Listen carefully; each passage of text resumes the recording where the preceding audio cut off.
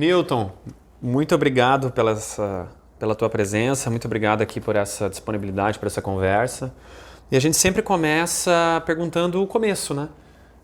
Como é que foi a tua carreira acadêmica?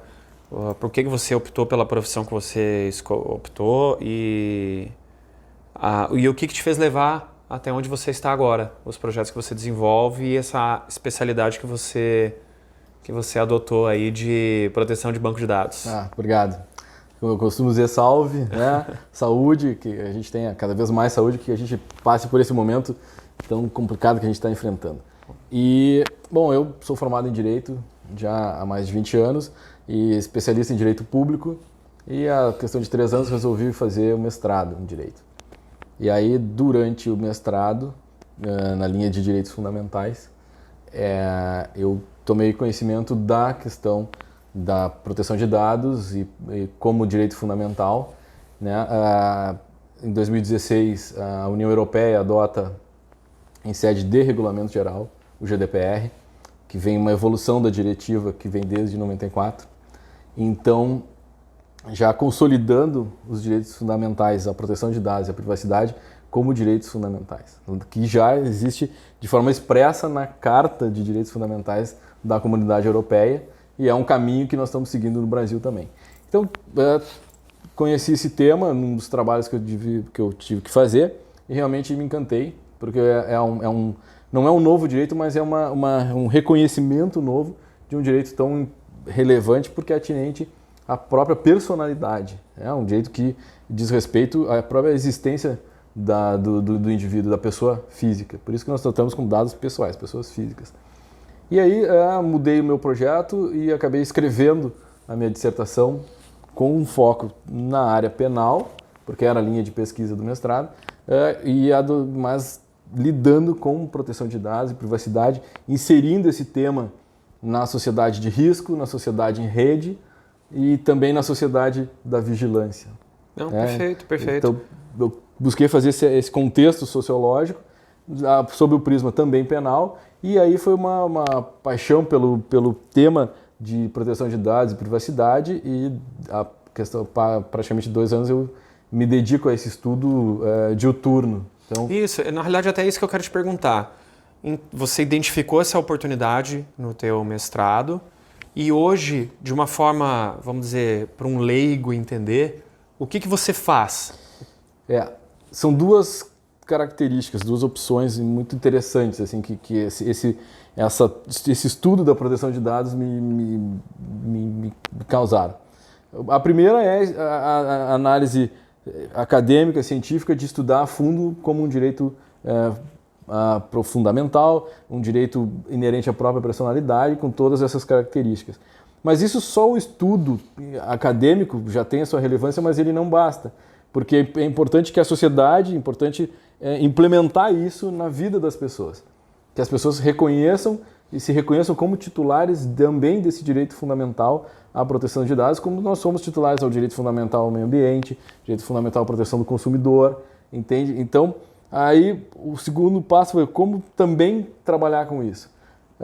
E essa foi, além do cenário acadêmico, de ministrar cursos, palestras, discussões, então foco determinadas categorias como advogados trabalhistas me chamam para falar sobre proteção de dados no âmbito do trabalho, então dos trabalhadores e como as empresas devem se comportar, e também na forma de ajudar as empresas numa consultoria, ajudar as empresas a adequarem os seus fluxos, o seu tratamento de dados aos termos da LGPD, da Lei Geral de Proteção de Dados, mas não só a Lei Geral de Proteção de Dados, porque enxergar a proteção de dados como um sistema integrado pela Constituição Federal, sobretudo, Código Civil, Código do Consumidor, Lei de Ação Civil Pública, Marco Civil da Internet, CLT. Então é um conjunto de leis, conjunto de regras, e aí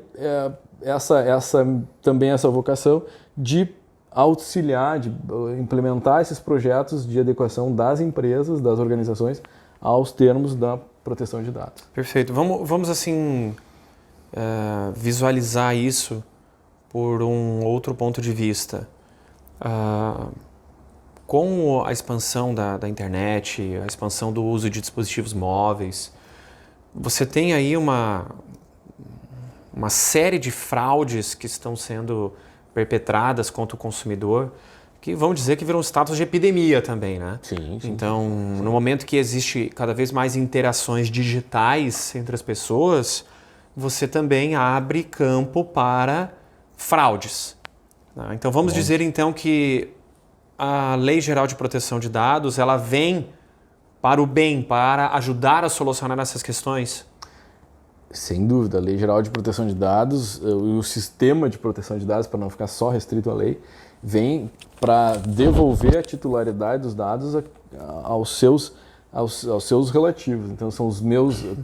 Vem esclarecer, vem dizer e orientar como se comportam tanto os titulares dos dados quanto as empresas que dispõem desses dados, a quem são confiados esses dados para os seus negócios. Então, ela diz o como fazer, porque imagina essa lamentável pandemia é também o maior laboratório que se pudesse imaginar para estudo da proteção de dados e privacidade. Porque de uma hora para outra houve uma ruptura no modo de trabalho, né? O percentual que migrou para home working é gigantesco. E isso também, claro, isso trouxe uma abertura de portas para as fraudes, porque o computador da empresa ele tinha antivírus, ele tinha senha, ele tinha cadeia de logs, e aí nem todos conseguiram manter esse mesmo nível de proteção nas unidades das suas casas. Então, abriu muita porta para ataques e porta para vazamentos e para uso indevido de dados. E nisso, por isso esse laboratório pandêmico, lamentável, claro, mas de despertar a atenção também sobre esse prisma aqui. Os dados, como tu bem sabes, eles são o maior ativo do mundo, é o maior ativo do mercado. A gente costumava dizer que era o novo petróleo da internet, com essa baixa de petróleo, então qualquer coisa é melhor do que petróleo, né? Mas as maiores empresas do mundo lidam com dados, então porque é interessante, eu penso, de fazer a seguinte análise: mudar a visão de privacidade não sob o prisma do direito a ser deixado a só, lá dos anos 1890, final dos anos 1800, início dos 1900, é a autodeterminação informativa. Não é a questão de eu não ser exposto, é eu ser exposto na medida que eu permita, que eu autorize, porque os dados são meus. E é como essa mesma exposição numa rede social, é como eu me comporto, mas nos níveis que eu determino sobre as informações relativas a mim. Então eu saio daquela privacidade antiga, que era o direito de ninguém saber sobre a minha vida, mas do direito de as pessoas saberem e usarem essa informação só nos limites que eu permito. Joia. E assim, tem, eu acho que um ponto de vista bem interessante para se tratar, no caso das empresas, e é um tema que não se conversa muito, não é algo muito corriqueiro, que é a propriedade intelectual. Claro. Em geral, empresas que são produtoras de tecnologia, seja uma indústria, seja, enfim, o que for, ela tem a patente do seu produto, ela tem uma formulação química, ela tem informações que são sensíveis, que são a fórmula da Coca-Cola, digamos assim, a fórmula do Guaraná. Essa. Né? Então, seria, digamos assim, tratar a informação pessoal do indivíduo como se fosse uma propriedade intelectual, só que individual, digamos assim. Onde, na medida que eu, como detentor daquela informação, no caso o indivíduo, escolho se eu revelo ela ou não, ou a que medida eu opto por revelar. Ou seja, se eu estou dando a minha informação para um banco para ele abrir uma conta corrente, não significa que automaticamente eu autorizei a essa entidade a utilizar os dados como ela bem quiser, digamos assim, né? Esse é um dos principais fundamentos dessa lei geral, não só da LGPD, mas do sistema de proteção de dados. É que os dados têm que ser usados, podem ser usados para aquele que recebe os dados, vamos imaginar para a empresa, nos limites que foram informados ao titular dos dados e só para aquela atendimento daquela finalidade específica. Se é para abrir uma conta, não é para emitir um cartão de crédito. Se é para abrir uma conta, não é para informar para plano de saúde. Se é para abrir uma conta, não é para mandar para a construtora. Ou proposta de seguros, seja lá que for. Não é para proposta de seguros, entende? Não é isso. Nos limites para aqueles dados foram coletados. Por isso que a lei ela contempla as bases legais. A lei diz quais são as formas e quais são os motivos e como e por que aqueles dados podem ser tratados pela empresa, desde a coleta, armazenamento, compartilhamento até a eliminação. Com esse ponto de vista, acho que a gente vê duas mudanças, né? A primeira, o consumidor vai diminuir a quantidade de informação que ele recebe de forma não autorizada, né? Então, por exemplo, um e-mail que seja, ele vai diminuir sensivelmente a quantidade de spam ou de e-mails que ele não autorizou o recebimento. Se cada uma dessas empresas, de fato, cumprirem com esse compliance de manter o uso dos dados para essa finalidade específica. E uma outra questão também é que até o marketing vai mudar, né? Sim. Então até a forma como você vai atrair o consumidor, você vai abordar o consumidor, vai ter que ser de uma forma muito mais limpa ou legítima, né? Isso. É importante dizer, o sistema ele não vem para proibir, ou vem para proibir um número muito limitado de situações. O objetivo é incentivar novos negócios, incentivar a geração de renda, a geração de negócios, só que em conformidade com os demais direitos, no caso dos titulares dos direitos aos dados pessoais. Então, não é aquela empresa de marketing, ela não vai ser extinta. Ela só vai ter que fazer aquele marketing, porque é uma atividade legítima, é uma atividade que sempre houve, né? Ela tem que fazer isso, só que adotando os critérios que a lei traz de proteção aos direitos dos titulares. Ela não pode, por exemplo, fazer uma enxurrada de e-mails marketing. Talvez ela tenha o legítimo interesse, ou ela tenha base legal para mandar o primeiro. Ainda mais, desculpe te interromper, ainda mais com uma base de dados na qual não foi ela que... Aí que tá. Isso, né? Exato. Então, não foi ela, ou seja, o consumidor, ela não entrou em contato com essa empresa.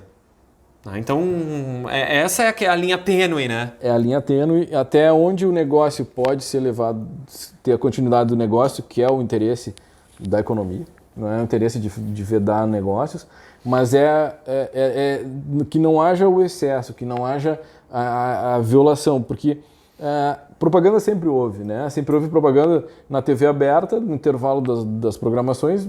Eu também não queria... Quem é que disse que eu queria propaganda daquela cerveja, daquela marca de carro? Mas aquela propaganda entrava na nossa casa. Então, não necessariamente cada e-mail marketing tem que ter o consentimento prévio, porque existe a base legal, por exemplo, do legítimo interesse. E uma empresa de marketing é uma empresa legítima, consolidada, instituída sob a forma da lei. Então, existe o legítimo interesse de mandar a primeira propaganda. Agora, qual é o limite? Não existe direito absoluto. Nem à privacidade e nem ao negócio. Agora, se eu te mando um e-mail marketing e tu tens que ter a opção de dizer eu não quero mais responder, não quero mais receber. E essa opção tem que ser respeitada. E aí a irregularidade vai surgir quando eu mandar o segundo, a partir do momento que eu já não estava autorizado a mandar. Entende? Então, tá certo, eu entendo perfeitamente o teu ponto de vista.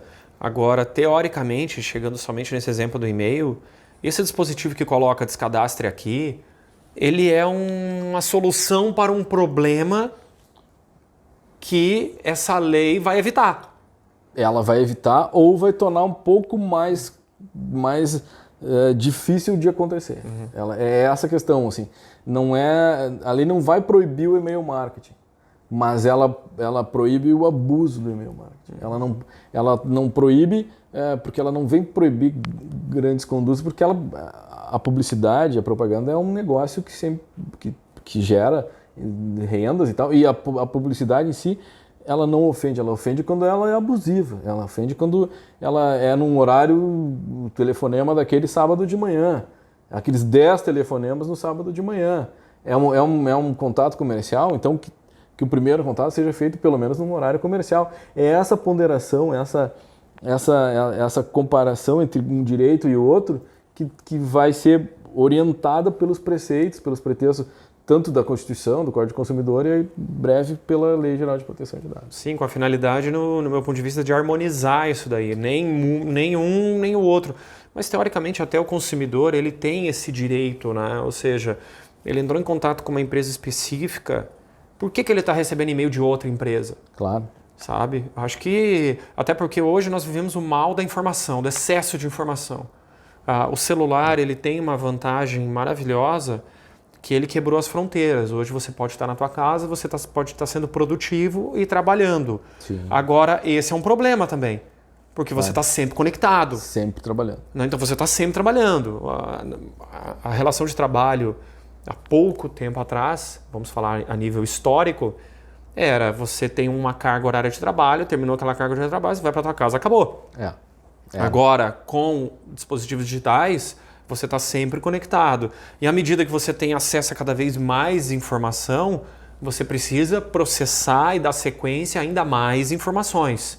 Ou seja, esse e-mail que você não queria, talvez nunca devia ter sido enviado mesmo, né? E porque também te toma tempo. E o tempo também é dinheiro. Claro, que seja o tempo de selecionar para deletar. Já tem que selecionar a informação, tem que clicar, tem que saber. Exato. Tem que fazer aquela análise se aquilo é relevante para você ou não. Exato. E aí nós vamos para um segundo ponto que esse sistema de proteção de dados, porque eu não me limito só à lei, também trata. A empresa de marketing ela é uma atividade lícita desde que ela tenha a origem lícita daqueles contatos que ela está utilizando. Porque o banco de dados pode ser a atividade lícita, mas o banco de dados ilícito, porque ele veio, de onde vieram esses dados, esse remetente desses dados não tinha essa autorização para isso. E interessa referir que é o seguinte, o Superior Tribunal de Justiça, o STJ, já reconheceu, veja que antes da vigência da Lei Geral de Proteção de Dados, que o compartilhamento entre empresas do mesmo grupo, sem a informação ao consumidor, gera inclusive dano moral. Mesmo que seja do mesmo grupo econômico. Mesmo grupo econômico.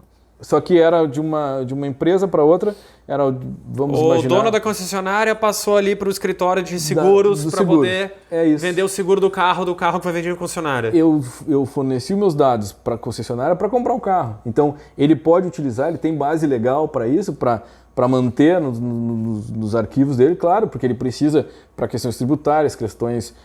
para enviar um comunicado de manutenção do veículo, enviar um comunicado de recall. Claro. Tá. E até, vamos combinar, até daqui a pouco não é ilícito ele te convidar a conhecer um modelo novo que vai ser lançado amanhã.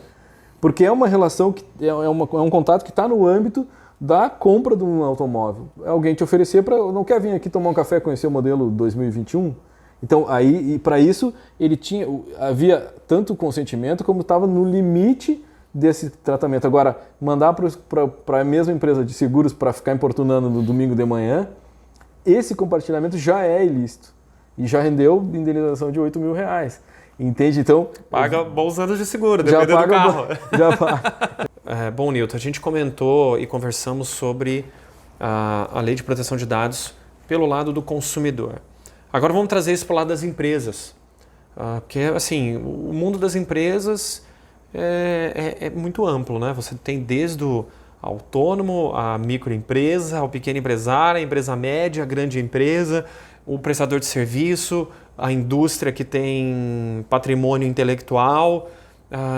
Na prática, o que isso vem ajudar o empreendedor brasileiro? Esse sistema, essa adequação, esse compliance de dados, ele ajuda, ele não é um custo, ele é um investimento do empreendedor, em qualquer dos níveis.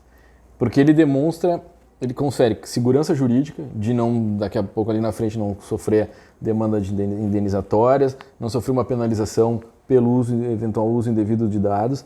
Quando ele implementa um programa de adequação à lei, automaticamente ele já começa a conhecer mais a sua empresa, porque a primeira fase dos programas que a gente implementa, ele diz respeito ao mapeamento desse fluxo de dados pessoais que ele tem. Então ele vai descobrir que ele tem dados de consumidores, dados de empregados, de trabalhadores, de fornecedores em vários locais da organização dele. Então, ele ajuda, um programa de adequação, ele ajuda a ele se conhecer, ao empreendedor se conhecer também, conhecer melhor o seu negócio. E coloca essa empresa num patamar competitivo mais elevado, porque é uma empresa mais confiável.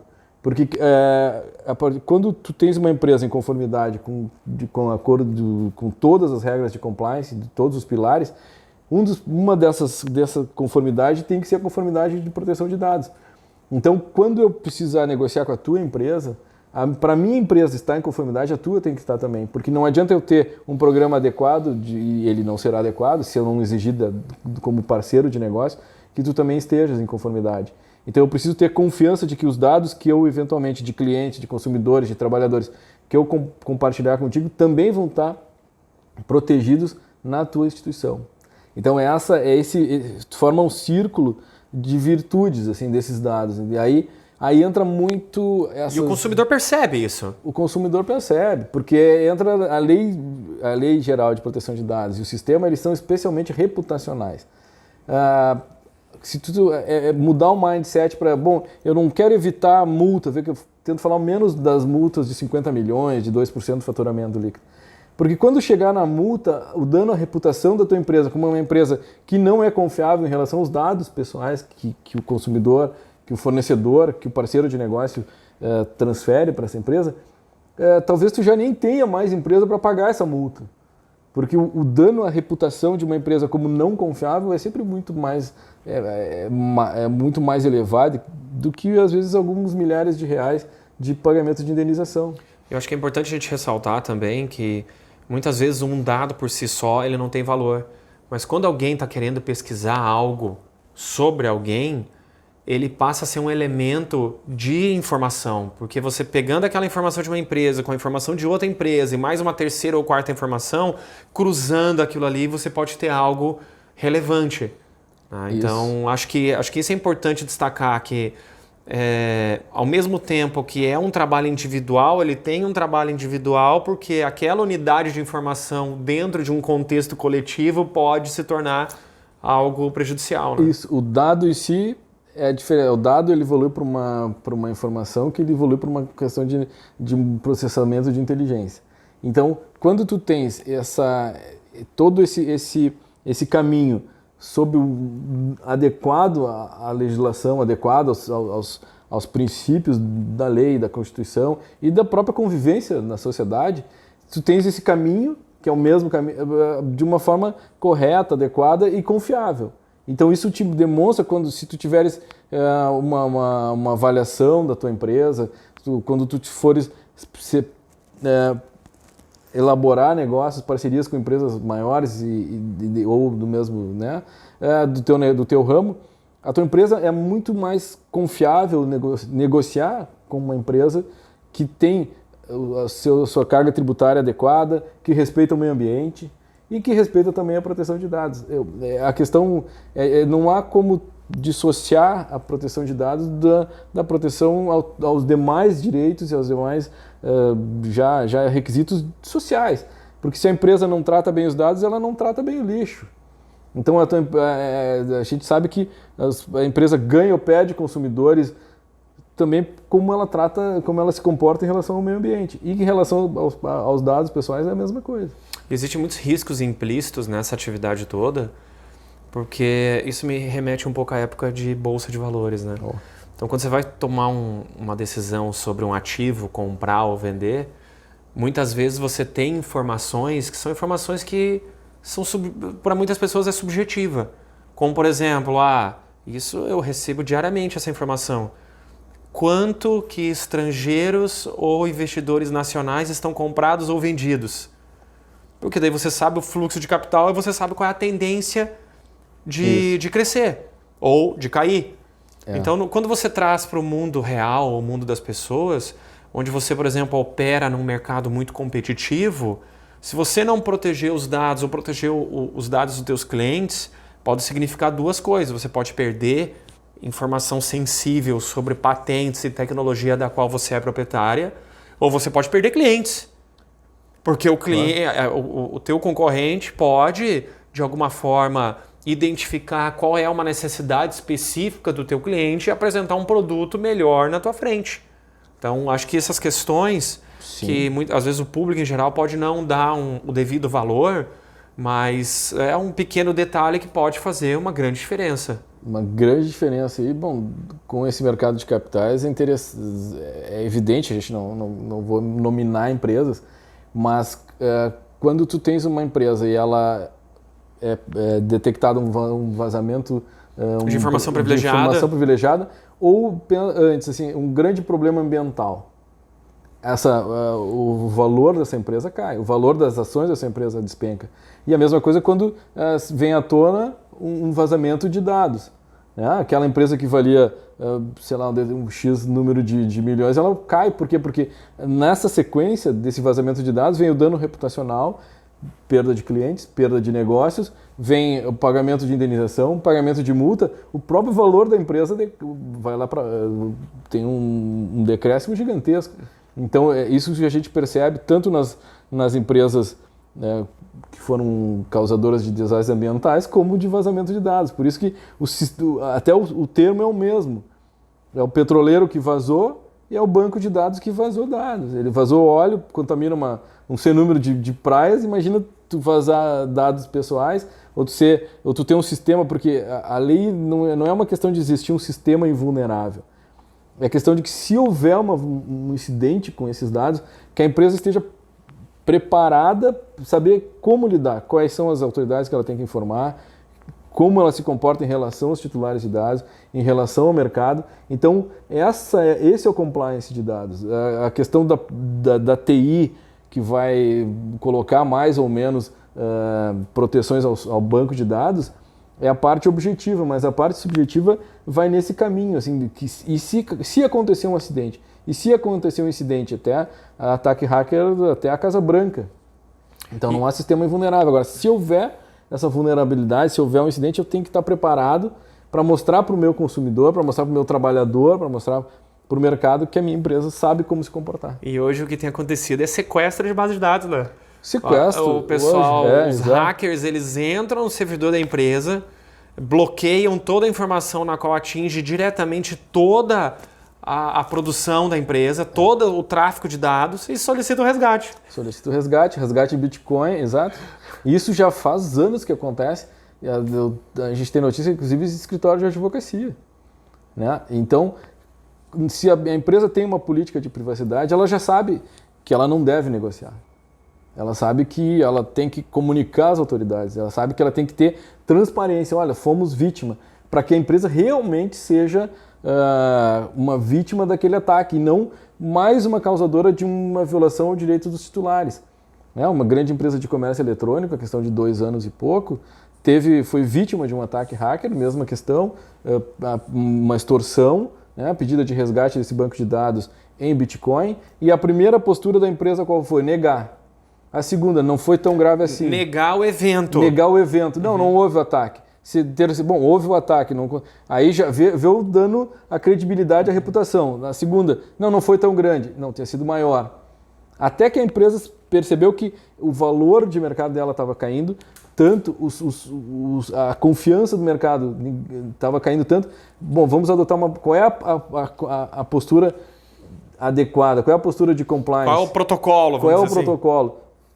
Simplesmente ela teve que reverter tudo, ela chamou as autoridades, ela abriu, olha, não, houve o vazamento foi maior do que vocês estão pensando, nós já percebemos, o vazamento foi gigantesco, são tantos milhões de clientes, mas os dados que vazaram foram esses, não vazaram senha de cartão de crédito, por exemplo. Então ela usou uma postura de transparência. Qual foi o resultado? Se antes ela firmou um termo de ajuste de conduta com o Ministério Público do Distrito Federal e Territórios, está disponível na internet para quem consultar. Se antes se imaginasse que um vazamento de 2.500.000 usuários ensejaria uma multa de pelo menos, vamos imaginar, R$1 por usuário, seriam R$2.500.000. O termo de ajuste de conduta ficou em 500 mil. É um valor elevado? Mas é um valor. Mas quando a empresa demonstra boa fé, quando a empresa demonstra que alterou as suas práticas, ela adotou melhores práticas de governança, ela se dispôs a realmente adotar medidas de conformidade efetivas à conformidade dessa governança de dados, inclusive a pena diminui, porque um dos critérios do artigo 50 da lei para aplicação, para graduação das penas é a reincidência, a gravidade e a postura do controlador de dados em relação a eventuais danos que ele possa causar aos seus usuários, consumidores, aos seus trabalhadores, enfim, quem for violado. Deixa eu te fazer uma outra pergunta, Newton. Voltando aqui para o lado do empresário, do tomador de decisão, e eu, como empresário de pequeno porte, eu sempre penso nesse empresário menor, aquele que acaba fazendo tudo ele mesmo, sabe? Mas ele tem ambições, obviamente, de crescer, ele tem clientes. Eu, por exemplo, no nosso negócio, eu tenho 15 mil cadastros. Então, o que eu gostaria de te perguntar? Para esse empresário, qual seria, de uma forma bem didática, os passos que ele deve tomar para avançar, né, em melhorias na questão de proteção de dados? Por exemplo, eu sei que você tem um mapa de como melhorar e resolver isso daí. Como é que seria esse mapa? Primeiro seria uma avaliação, depois seria tomada de decisões de investimentos. Em geral, o que acontece? Isso. A primeira questão é a mudança do mindset. É importante que o empresário entenda que é um diferencial competitivo, é um investimento, é um ganho para a empresa. É um diferencial de valor, né? O valor da empresa aumenta. Então, claro, não se dá para imaginar um grande projeto, milhões de reais investidos. Não. Ele precisa, primeiro, ter essa consciência. Segundo, ele tem que organizar um programa de implantação, de adequação. E ele passa por um mapeamento do banco de dados dele, que isso já vai fazer uma limpeza daquilo que precisa, o que é relevante, o que não é mais, ele exclui. Depois ele também, junto com isso, ele analisa os contratos que ele celebra, então ele inclui cláusulas, tanto com os fornecedores, quanto cláusulas informando aos consumidores. Mas eu sou uma empresa que vende alimento. Sim, mas se tu tens um contato com o telefone, então pelo menos coloca à disposição desses teus consumidores, desses teus parceiros de negócio, onde que tu armazenas, que tu tens essa política de proteção de dados, que tu estás em conformidade, que tu está pelo menos desenvolvendo essa conformidade, tu informa que o cadastro vai ser utilizado apenas para o teu negócio, que não vai ser vendido, e realmente não vende esse cadastro, porque se tu tens 15 mil cadastro de 15 mil consumidores, tem um valor. Só que esse valor, ele tem um valor para a tua empresa. Então, realmente, se comportar como tu te comportas, de não revender esses dados para outras empresas. Então, instaurar esse como uma forma realmente de programa e já para os novos negócios, para as novas atividades, já utilizar o Privacy by Design. Ele já conceber o novo cadastro, já conceber um banco de dados, já em conformidade com a LGPD, já possa ser armazenado com as bases legais, que já saiba quando vai ser eliminado esse dado, que tu consigas informar isso aos teus consumidores. Então, a primeira coisa, mudar o mindset, né? Admitir e reconhecer, como já se fez com as questões ambientais, que nós precisamos ter essa atenção aos bancos de dados. Segundo, fazer um mapeamento do teu fluxo. Isso pode ser com software, pode ser até com Excel, né? Conversar com quem realmente se dedica a isso, para tu não precisar engessar a tua atividade para mais uma outra, para algo que não seja do teu core.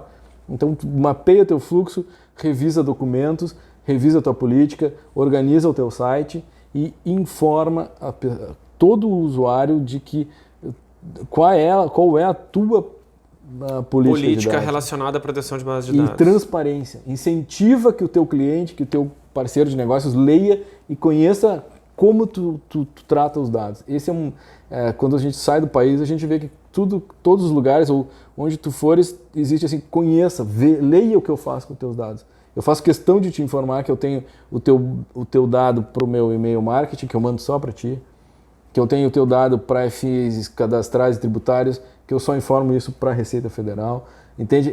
Ou para a Receita Estadual, para a emissão de notas fiscais. Então, transparência, né? Que isso desperta maior confiança e te dá um valor agregado ao teu negócio. Muito bem, eu até vou fazer uma analogia nesse sentido.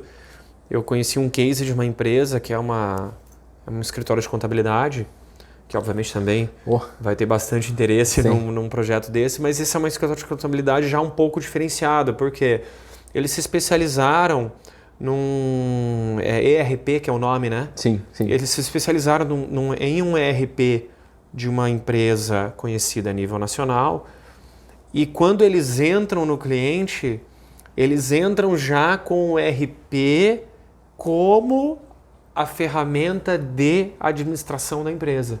Sim. Ou seja, quando eles dão todo o treinamento para a empresa para utilizar aquela ferramenta, no momento que você apertar o botão, toda a cadeia de eventos já está amarrada. O estoque, a emissão de dados fiscais, balanços. Ou seja, você quer terminou o dia contábil hoje, passou da meia-noite, você aperta um botão, o balanço está feito. Sim, sabe? Entendo, então achei muito interessante essa integração e de uma forma um pouco parecida, a gente também faz essa correlação com o banco de dados. Por quê? Porque você vai passar a ter uma informação de valor, porque no momento que você entra numa empresa já em funcionamento, você vai limpar aquela base de dados, porque tem muita informação ali que é irrelevante. Então você vai passar a ter informações relevantes e você vai conseguir construir estratégias em cima dessa informação, estratégias de venda, estratégias de desenvolvimento de produtos e serviços. E o teu cliente vai ver a tua marca como uma marca que de fato, eles protegem os dados, eles realmente valorizam aquilo que é uma informação confidencial. Esse é o incentivo, esse é o objetivo do sistema, não só da lei, de que realmente haja essa mentalidade, essa concepção desde o design, desde o desenvolvimento, ou também da proteção ambiental, da proteção de dados, da proteção aos dados contábeis, porque imagina um escritório de contabilidade, ele processa dados em grande parte sensíveis, ou sensibilíssimos, assim, porque ali, quando ele elabora um demonstrativo de pagamento, ali consta pensão, dados de criança e adolescente, consta dados sensíveis em relação à própria eventual casamento do trabalhador, do empregado, que pode ser hétero ou homo, seja lá o que for. Então, que seja, por exemplo, um exame médico para um atleta profissional. Isso é altamente sensível. Claro, né? E aí, entrando numa organização assim, o teu trabalhador ele precisa te exibir um atestado de que ele está doente. Qual é o fluxo que esse atestado percorre? Ele entrega para quem? Ele entrega direto no RH? Ou ele entrega para a secretária, que bota um carimbo, que manda para o chefe, que manda para o RH, que manda para... Por que 6 pessoas têm que ter acesso à doença desse trabalhador? Por que o diretor tem que saber se, por exemplo, não há nenhuma contraposição, nenhuma dúvida em relação a isso, entende? Até porque já há um protocolo para determinada ação. Segue um protocolo. Então, para que a empresa inteira precisa conhecer? Mas nós temos dúvidas se realmente confere. Bom, aí tu aí tu tens um script de como tu ages. Então é cuidar, recebe o currículo de candidato a uma vaga de emprego na portaria, currículo impresso. Não vai usar depois essa folha que tem dados importantes, relevantes, dados pessoais daquele candidato como folha de rascunho. É selecionado, não é? Elimina. Mas eu quero guardar como cadastro de reserva, mas então saiba como guardar. Então tenha isso já estruturado. Apesar de, no meu ponto de vista, isso não ter valor, né? Porque um currículo como cadastro reserva, ele é uma informação em decomposição, vamos dizer assim, porque aquele candidato evolui, né?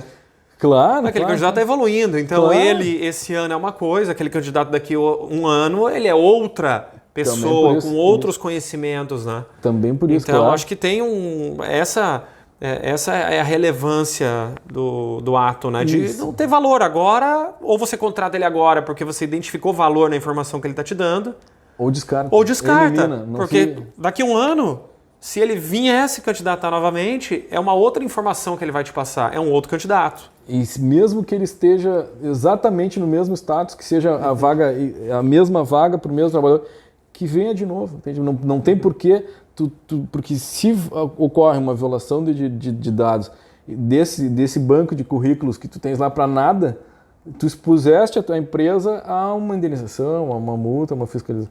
Então é isso que se diz assim, usar o mínimo de dados possível não quer dizer não usar, utiliza, é lícito, mas na medida para cumprimento das finalidades adequadas e nas formas que o sistema jurídico permite. E voltando para essa questão do empreendedor, do empresário, como é que, normalmente, qualquer novidade ela vem dos maiores e vai descendo, né? Então, as grandes empresas adotam esse tipo de tecnologia de compliance por necessidade e vai descendo, até chegar no pequeno empresário. Como é que o pequeno empresário, como é que você visualiza que o pequeno empresário vai adotar isso na sua empresa? Ele vai fazer um projeto, desse projeto vai se gerar ações que ele vai implementando ao longo do tempo, ou à medida que a tecnologia vai evoluindo, isso já vai se tornar algo padrão, ou seja, daqui a um pouco ele vai comprar um software, um aplicativo que já vai fazer ele se comportar dentro dessas regras de proteção de dados. Como é que você visualiza isso? Eu tenho muito cuidado com o software pronto, porque cada empresa é uma empresa, cada escritório de advocacia é um escritório. Tem cada nicho de mercado, você quer dizer? Cada banco, cada loja é uma loja, cada escritório é escritório. Tem escritório de contabilidade com 50 anos, tem um que tem 6 meses. Tem um que é totalmente digital, tem outro que é 90% ainda analógico. Então, tem que ter muito cuidado com o software pronto, porque ele não te dá aquela solução customizada. Porque cada negócio tem aquele cerne, aquele diferencial do concorrente do lado. Uma pizzaria não é igual a outra pizzaria. Uma tem mais empregados, outros tem menos empregados, tem um cadastro, venda online, outro não vende online, outro vende por aplicativo. Um escritório de contabilidade que atua na capital é diferente de um que atua no interior? São perfis de públicos diferentes? Então tem que ter cuidado com esse software de prateleira. Talvez existam alguns adequados, mas normalmente ele fica um investimento que, quando ele serve para indicar que não deu certo. Então, a recomendação é que tenha uma consultoria adequada a isso, que até, se for o caso, essa consultoria vai saber te dizer, olha, o software tal resolve o teu problema porque eu analisei o teu negócio e tu consegues fazer isso. Claro, porque para evitar o retrabalho, para evitar o investimento de, eu comprei esse software que me disseram que fazia, depois chegou no fim, eu não sabia onde enquadrar aquela política de dados e não funcionou. E aí eu precisei chamar uma consultoria que vem sim, óbvio que nós atuamos com o apoio de software para fazer o mapeamento, mas é uma solução customizada. Então, de acordo com o tamanho do negócio, vai ser o tamanho do teu investimento, o volume de dados que uma empresa trata não é igual ao volume de dados de outra. É interessante, às vezes uma indústria gigantesca ela trata muito menos dados pessoais do que um escritório de contabilidade. Porque uma indústria, ela não tem cadastro de consumidores pessoas físicas, porque ela fornece para outra indústria. Ela fornece direto para outras pessoas jurídicas, fornece para o comerciante. A operação dela é B2B, né? Business to business. Business to business. É diferente de uma empresa que pode ser um faturamento muito menor, mas de uma clínica médica que só lida com dados sensíveis e só lida com... Cada paciente é uma entidade física, né? É uma pessoa física, né? Isso. Então, o volume de dados é muito diferente. Às vezes, o tamanho do negócio não é proporcional ao volume de dados e à relevância que esses cuidados têm que ter. O vazamento de dados de uma indústria vai ser relativo ao RH. Isso não é irrelevante, é muito relevante. O vazamento de dados de uma indústria ela é muito mais nociva no ponto de vista de propriedade intelectual do que do indivíduo. Ou seja, o dano é muito mais comercial. Exato. Do que um dano de individual. Quem são? Bom, vazaram dados de, vamos lá, 3 mil empregados. Tem que ser uma indústria de porte para ter 3 mil empregados. Um e-commerce aí tem 1 milhão. Um e-commerce tem 1 milhão e ele tem 6 meses de existência. Entende? Como tu falaste, uma empresa média, 15 mil, um cadastro de 15 mil consumidores. Qual é a indústria que tem 15 mil empregados? Entende? Vê a diferença. Então, não é pelo número de trabalhadores, pelo faturamento, mas pelo volume de dados que tem que ser adequado o programa de proteção de dados. E pela própria natureza de como esses dados de trabalhadores são inseridos dentro de uma plataforma de uma indústria, ela passa a ter muito pouco valor comercial também, né? Eu acho que, de fato, o grande alvo é o dado do consumidor, né? Acho que esse que é o alvo mesmo. Por quê? Porque se é um dado de um consumidor, significa que tem já a áurea da compra, né? O desejo da compra em volta daquele ativo, digamos assim. Sim, não que claro. o trabalhador não seja um consumidor. Não, claro. Mas eu acho que, enfim, é uma percepção estritamente pessoal minha. Eu acho que um banco de dados de consumidores se pensa que é mais valioso do que um banco de dados de funcionários, por exemplo, mas talvez não. Até porque eles normalmente são muito maiores, mesmo Sim. assim, né? Como falaste, uma empresa média tem 15 mil consumidores e tem 10 trabalhadores. 10 trabalhadores, exatamente. Então, é o meu caso. Tenho 10 funcionários e 15 mil clientes na base de dados. Então, num projeto de adequação da tua empresa, claro que tem que focar, tem que ter cuidado com o dado dos trabalhadores, óbvio, mas esse é mais rápido de fazer. Agora, é o teu projeto de proteção de dados, de adequação.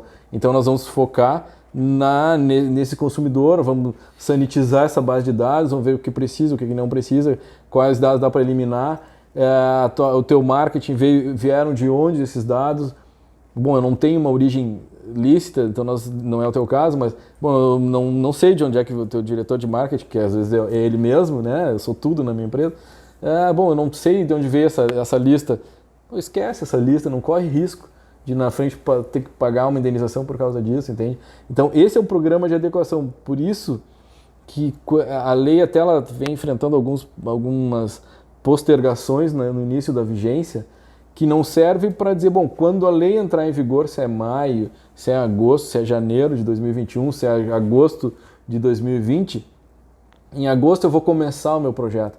Porque se eu começar, eu já estou atrasado, eu já estou me expondo a uma conduta irregular, eu já estou fora de compliance, porque eu não tenho a proteção de dados que a lei me determina.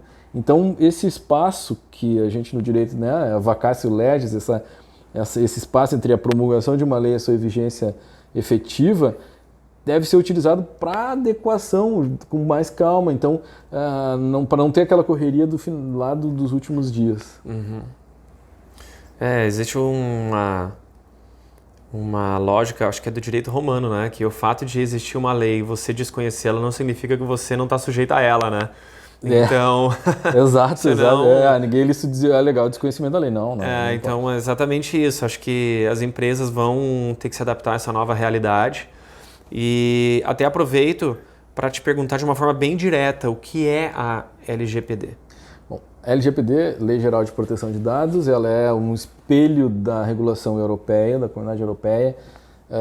Também no mesmo bojo temos a lei da Califórnia, o CCPA, mas junto com a LGPD já tem a lei japonesa, canadense. A proteção de dados já é direito fundamental e já tem lei desde 2008 no Chile. O Uruguai já é mais avançado do que nós, já tem essa lei de proteção de dados, já tem esse sistema de proteção de dados. Então o Brasil não está inovando em absolutamente nada, nós estamos décadas atrasados em relação até a Argentina e Chile, até nossos parceiros, nossos vizinhos aqui sul-americanos. O Brasil é um dos países mais atrasados em lei de proteção de dados, em normativa de proteção de dados. Então essa lei ela vem tentar resgatar um pouco esse nosso gap e nos colocar de volta, pelo menos nos inserir de volta nesse cenário mundial de proteção de dados. E essa pandemia, eu posso dizer que talvez seja o terceiro assunto mais comentado, inclusive normativo. O primeiro, a própria saúde, claro, nem poderia ser diferente. O segundo, então, a questão de emprego e renda, né, dessa colapso da economia, e depois proteção de dados. Tanto esse exemplo, esse espelho a gente percebe da atividade do Congresso. São o maior número de emendas, de projetos de lei dizem respeito à proteção de dados. Depois, claro, de saúde e tentativa de geração de retomada da economia. Então, a Lei Geral de Proteção de Dados ela vem tentar recolocar o Brasil no cenário internacional, porque nós só poderíamos fazer parte da OCDE se nós estivermos em conformidade. Porque o GDPR, o Regulamento Europeu, exige que para a empresa, para que os dados transitem entre as empresas, que os países estejam em conformidade. Não basta a tua empresa estar em conformidade para ter a tranquilidade de transacionar dados com a empresa do exterior. Porque senão é muito mais difícil, a empresa vai ter que exigir mais comprovações de que a tua empresa está, porque tu estás num ambiente de não conformidade. Então, sim, até porque as cadeias de fornecimento são globais. São globais. Então, se eu vou fazer uma compra ou uma venda para alguém no exterior, há troca de dados. E o objetivo da lei em ambos os países subentende que é proteger os dados de ambas as partes. Claro, pensa assim, e quando se diz todas as empresas, todos os CNPJs, todas as organizações têm que estar em conformidade, nós estamos trabalhando no projeto de conformidade de um clube. Clube, né? Clube esportivo. Clube esportivo. E aí, quando numa das primeiras conversas e reuniões que nós tivemos, eu disse, bom, a questão do compartilhamento de dados internacional eu posso passar em frente, não preciso abordar com mais profundidade. Aí o diretor esportivo disse, não, Newton, eu quero que tu trates, porque nós mandamos time, inclusive de adolescentes e crianças, participar de competições internacionais. Então tem que mandar os dados de crianças e adolescentes para a Europa, para os Estados Unidos, para o Japão, ou para a Argentina, para o Chile. Uruguai. E quando eles recebem delegações do exterior também. Então, por isso também a necessidade de conformidade de gestão de dados desse clube. E os parceiros esportivos de fora não perguntam se tem lei já, LGPD em vigor ou não tem, se tem autoridade nacional ou não tem. Eu preciso saber da tua política de proteção de dados. Porque o regulamento europeu exige que as entidades europeias exijam dos seus parceiros essa conformidade. Então, é um círculo que pode ser entendido pelo empreendedor como uma despesa, só que realmente é uma onda que não dá para parar. Ou a gente surfa e entende nos moldes do direito ambiental, se percebe que o meio ambiente é para todos, o meio ambiente melhor para mim, é para ti também, para o meu consumidor, para o meu fornecedor, para o meu trabalhador, ou eu tento burlar as leis ambientais, é a mesma questão. Mas nesse sentido eu até vou fazer um comentário que acho que tudo que aparece na frente do empresário, do empreendedor, ele deve encarar como uma oportunidade. Então, se você pratica aquilo, você vai ter um diferencial. Ah, tá, mas tudo bem, é um custo, mas pensa no aprendizado que você vai ter. Porque recentemente nós começamos a olhar a nossa base de dados. Nós começamos a cruzar informações da nossa base de dados. Nós começamos a ver a relevância de certas informações. E isso nos ajudou a tomar decisões estratégicas muito importantes. Então acho que o empresário, por menor que seja, ele tem que observar tudo como uma oportunidade. Assim como essa pandemia está causando danos severos em toda a economia, mas assim, mantenha aquele espírito de empreendedor e veja como uma oportunidade. Nós recentemente estamos fazendo isso. Estamos olhando esses dados que eu até tinha te comentado, avaliando detalhes, cruzando informações, e isso está nos levando a novas estratégias de marketing para atender esse novo consumidor que quer ficar em casa. Claro. Então existe a tendência, porque a pandemia ela vai trazer novos hábitos de consumo e hábitos de comportamento que vieram para ficar. Sim, certo? O normal é outro normal. Eu vi uma brincadeira que comentaram que foi o seguinte: você tinha ali um senhor de mais idade, que ele saía de casa porque ele não sabia mexer direito no celular. Né? Com a pandemia ele aprendeu a mexer no celular. Então agora a pergunta que ele faz é o seguinte: para que eu vou sair agora? Se eu já sei fazer uma call com o meu amigo lá e jogar xadrez com ele numa live. Então eu acho que isso daí vai provocar mudanças no consumidor. São hábitos salutares que as empresas devem adotar, porque a pandemia também trouxe um boom de expansão do que é o mercado digital. Hoje as empresas elas meio que optavam, né? Eu estou aqui no físico e se eu quiser eu faço o digital. Agora isso aí vai acabar. Eu estou no físico e eu tenho que estar no digital também, ou só no digital, né? Então, acho que essa situação toda que está surgindo com a proteção de dados, ela vem, de fato, a trazer muito mais benefícios do que somente encarar como uma burocracia nova que o empreendedor vai ter. E até sobre esse aspecto, por isso que o empreendedor não luta contra a corrente, ele surfa a onda. Né? Não adianta, é o que temos. Né? Não temos mais o mercado de antes, pré-pandemia. Faroeste total, tudo aberto. Era outra coisa, nós estamos num outro momento. E esse momento, inclusive, serviu para despertar o titular dos dados opa, peraí, que é isso? Como assim titular de dados? Meu georreferenciamento não pode ser compartilhado? Não pode. Opa, quem sou eu? Né? Começou a se conscientizar. E aí pensa no teu diferencial competitivo de primeiro organizar a tua empresa. Né? Organizar a empresa, organizar teu banco de dados e além disso, as próprias estratégias de marketing que tu pode utilizar. Olha, nós temos uma política de proteção de dados. Aqui nós atentamos, é o Privacy Cares da fabricante de telefones. Entende? O que é feito no seu telefone tal, fica no seu telefone tal. Né? A maior empresa de telefones celulares do mundo chegou a mudar o seu símbolo, né, em vez de uma fruta, para um cadeado. Então, por quê? Porque se percebeu que a privacidade importa e ela mostra que aqui a sua privacidade importa também. Então, esse exemplo, é um dos mais atentos escritórios de advocacia a adotar a privacidade de dados. Aqui os seus dados são tratados em conformidade. Já é um mote. Já é um novo normal. É um novo normal. Então, mas quer dizer, aí pensa, tu é cliente do concorrente. E aí uma outra empresa, outro escritório, né, fornecedor usa aqui os seus dados importam. Clínica médica de reprodução humana implementa um plano de proteção de dados.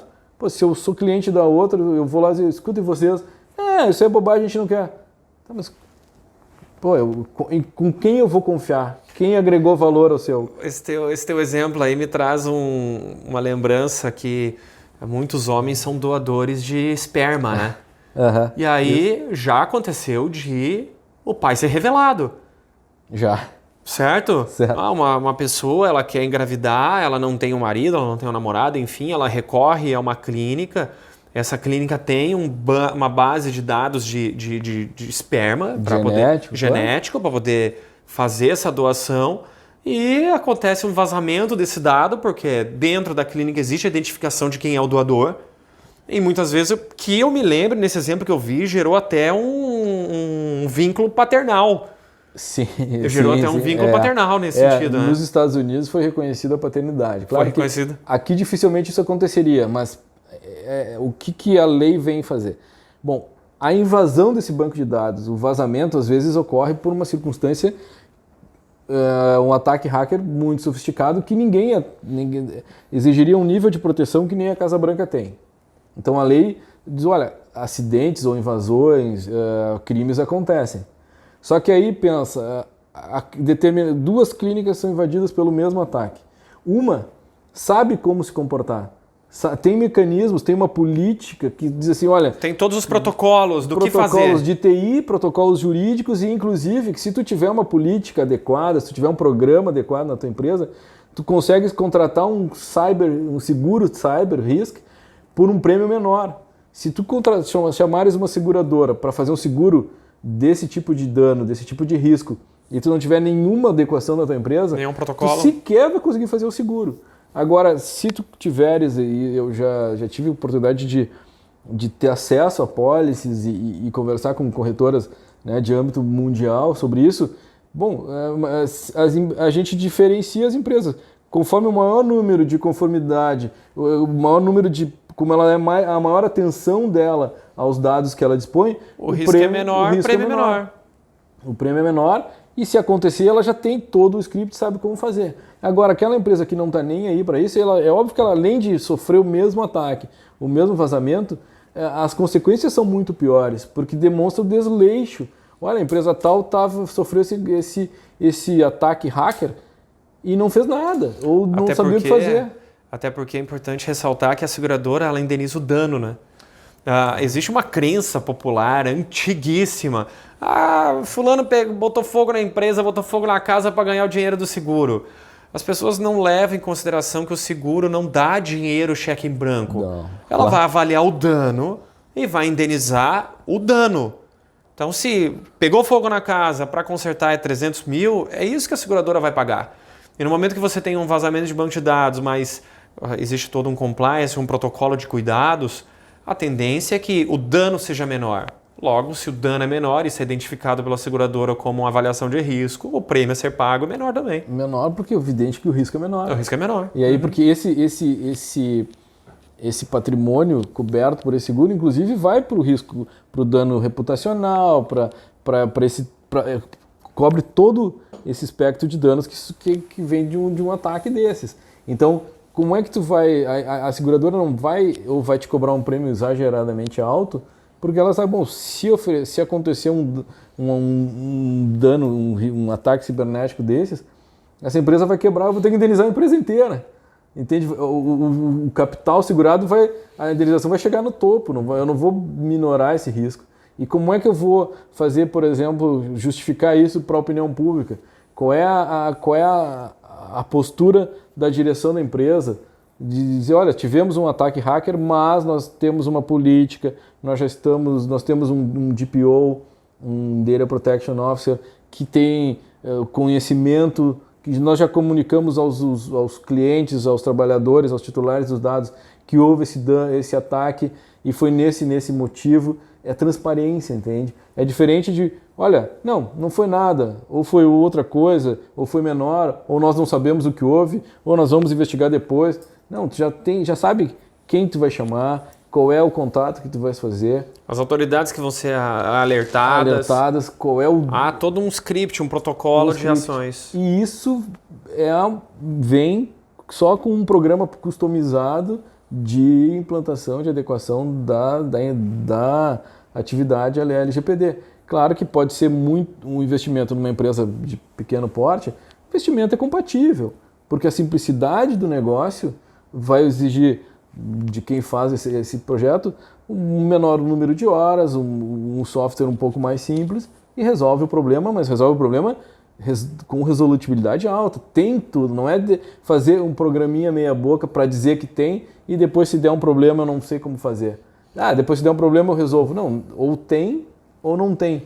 Eu gosto muito de um advogado, Paulo Vidigal, que ele faz um comparativo com a fábula dos três porquinhos.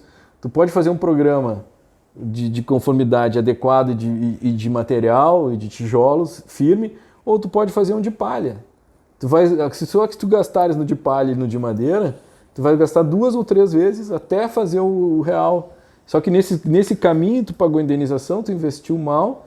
E o pior de tudo é perder o valor da marca. Perde o valor da marca. Esse é o pior, é o maior ativo que você demora décadas para construir e perde rapidinho. E perde porque tá na ordem do dia isso. Olha, o vazamento de dados da rede tal de hotéis, basta procurar em Google. O vazamento de dados do aplicativo de transporte. O valor das ações das empresas caiu lá embaixo. Exatamente por isso, porque há um decréscimo de credibilidade. Bom, eu vou me hospedar em determinado hotel, eu vou chegar com a tranquilidade de confiar meus dados, e ontem vazaram milhões de dados. Então, essa é a questão. Então, investir em proteção de dados é literalmente investir, não é gasto. Sabe que tudo é identificação de oportunidades. Claro. E lá nesse teu mestrado você viu o horizonte do que é o mercado de banco de dados e ali identificou uma oportunidade comercial, também, certo? Claro. Também comercial. Fala um pouquinho para nós, o que você fez a partir dessa informação? A partir dessa formação, desse aprofundamento no estudo da proteção de dados, deu para perceber nitidamente que as empresas não estão em conformidade. E o percentual dos negócios no Brasil chega fácil a mais de 80%. De 80% dos negócios no Brasil não atentaram ainda para a proteção de dados e privacidade.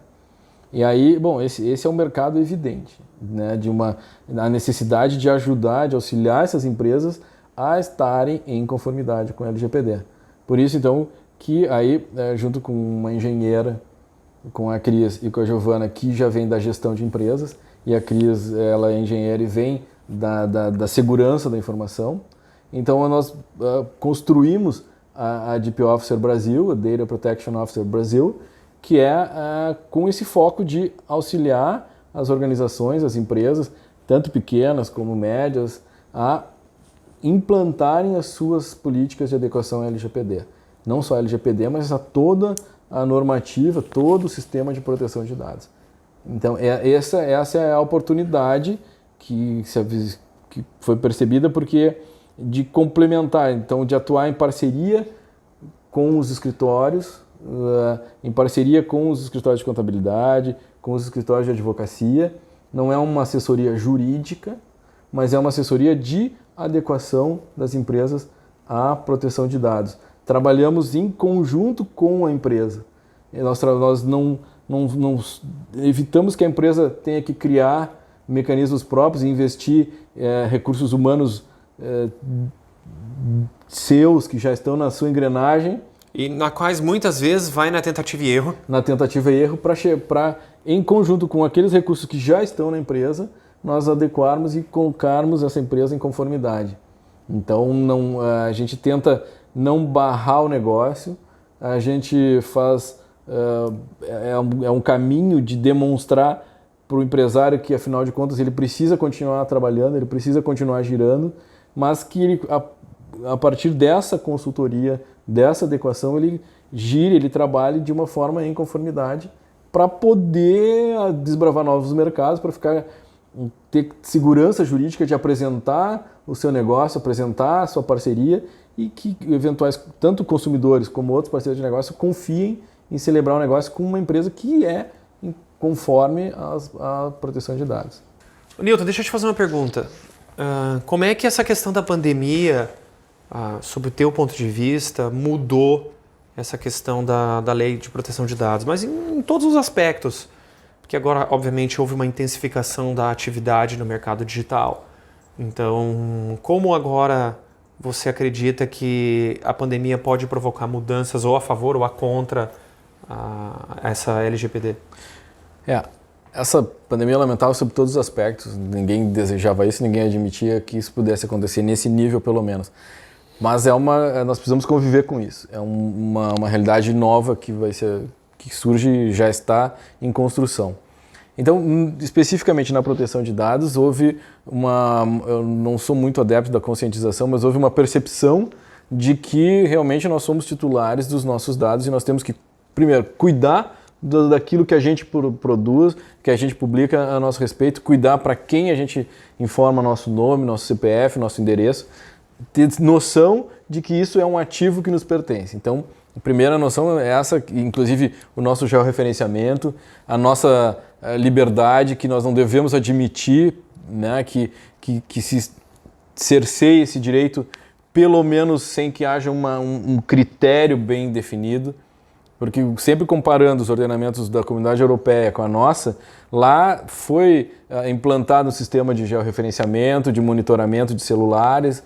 Por quê? Porque lá tem uma autoridade nacional constituída, eficaz e que determinou os critérios que o Poder Executivo, que o governo deveria adotar. Aqui nós não temos esses critérios. Então ficou uma violação de direito fundamental, uma interferência do Estado na esfera privada sem qualquer critério, sem segurança jurídica para isso, sem segurança de que esses dados realmente vão ser utilizados só para aquela finalidade, que a proteção da vida e da saúde é uma base legal para isso. Existe um interesse coletivo da proteção da saúde, mas como implica em violação, em inserção, interferência num direito fundamental, tem que ter critérios, tem que ter parâmetros. Então, essa percepção da sociedade como titular de dados é evidente nesse momento. Isso é um caminho que é... sem volta. Sem volta. Lamentavelmente foi esse o start, né? Mas é sem volta. E também que não só na proteção de dados, mas em todos os negócios, que nós precisamos ter coragem, nós precisamos ter confiança e que há muitas alterações que não se imaginava tão rápidas, mas nós temos que nos adaptar, temos que ter resiliência, mas esperança, fé para quem é adepto e porque nós temos que sair dessa, temos que continuar vivendo, existindo e produzindo, né, com cicatrizes, mas não dá para, não adianta desistir. E não adianta só reclamar, a gente tem que achar um caminho, construir um caminho onde não há um caminho. Criatividade, novas ideias. Criatividade, novas ideias. E para isso, o meio empreendedor, esse é o nosso habitat, o nosso ecossistema, e é compartilhando conhecimentos, compartilhando ideias. Então, é quem lida com a privacidade, ajudando aquela empresa que lida no e-commerce para que já faça direitinho. É o e-commerce que utiliza a privacidade como um meio de se destacar no mercado, como um diferencial competitivo. Então, já o privacy desde do design. Então, usar esses obstáculos como uma forma de alavanca para que se siga e para que se progrida, porque, afinal de contas, o mundo, de um jeito diferente... Vai seguir. Apesar disso, o mundo vai seguir. Ele se reinventa, os mercados são criados e destruídos e criados novamente. Então, acho que tenho certeza, o empreendedor ele deve ter essa flexibilidade. E é claro, vale se notar que hoje tudo é muito intenso, né? Tudo é muito rápido. Então, o empreendedor ele deve sim pensar rápido, a ser leve, ágil, para tomar as melhores decisões com as informações que tem.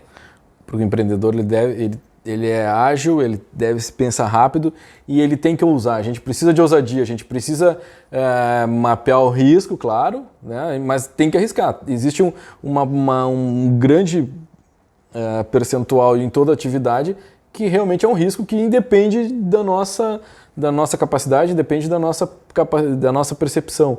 Agora, não é por causa disso, por a gente ter eventuais riscos que a gente não consegue mensurar ou não conseguiu prever, que a gente vai deixar de empreender, vai deixar de buscar um lugar mais adequado, um lugar melhor na nossa rede, no nosso nível da nossa vida. Porque o tempo está passando. Então, se esse tempo diminuiu a intensidade dos negócios, se esse tempo diminuiu a intensidade dos contatos sociais e familiares, esse tempo tem que ser utilizado para alguma coisa de boa. Então, que nós façamos uma preparação, que a gente estude, que a gente converse, troque experiências ainda pelo meio digital. Que sirva para, no mínimo, se aperfeiçoar e aumentar o seu conhecimento. Exato. No mínimo tem que ser isso, né? Exato. Porque só ficar fechado, reclamando e achando que é uma desgraça, realmente é. Ou esperar que isso vá se resolver e de alguma forma a tua vida vai resolver também, não vai adiantar nada. Não vai adiantar. E assim, claro que é cada um fazendo por si, em conjunto com os seus próximos, para que se cresça. É importante, assim, essa cooperação é necessária. É uma ação individual dentro de um contexto de um coletivo. Dentro de um contexto coletivo. A tecnologia, ela aproxima as pessoas em vez de afastar.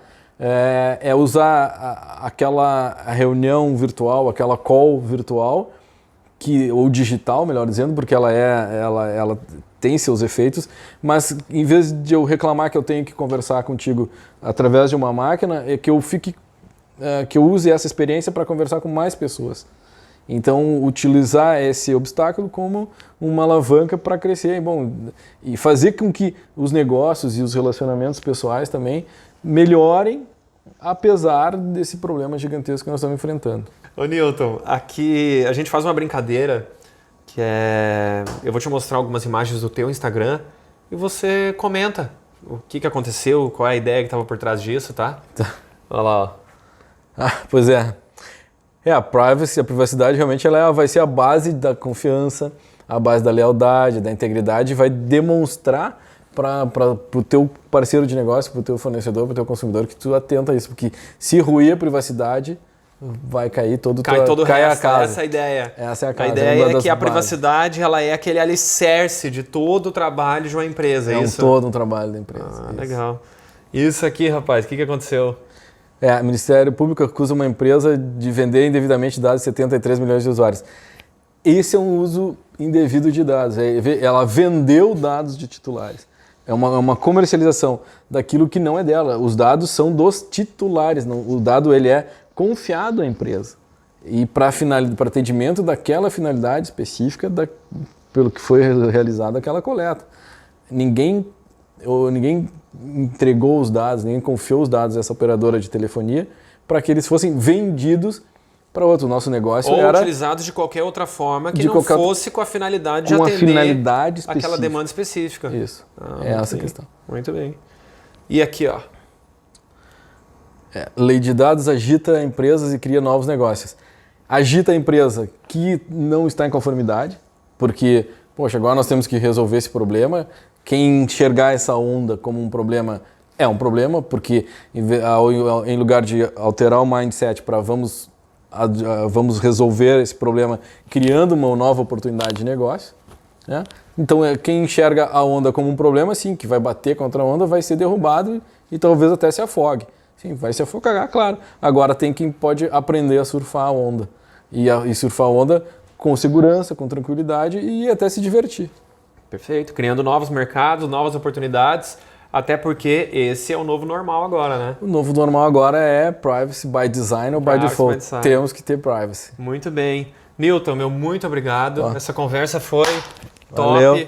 Bacana mesmo. Gostei. Densidade da conversa. Quanto mais complexo é o que eu gosto mais. Muito obrigado mais uma vez. Espero que a gente faça novamente. Obrigado, sempre à disposição. Né? Meu LinkedIn, Newton Moraes. À disposição sempre. Vamos compartilhar com certeza. Vamos linkar aí todas as redes sociais e vai ficar um conteúdo bem legal. Sempre às horas, sempre às horas. Valeu, obrigado.